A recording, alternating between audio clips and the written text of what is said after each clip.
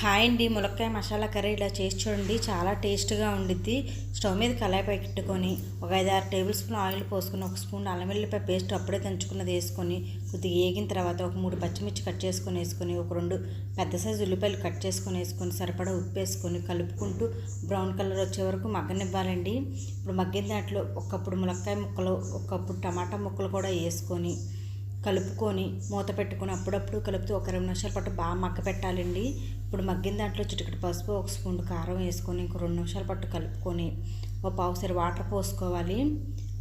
ఆ వాటర్ మగ్గే వరకు ఉంచుకోవాలండి. ఒక 10 నిమిషాల పాటు సిమ్లో పెట్టి ఒక 10 నిమిషాలు మగ్గిన తర్వాత ఆయిల్ అయితే కనుక ఇలా పైకి తేలిద్దండి, అంటే మనకు కూర అయిపోయినట్టే.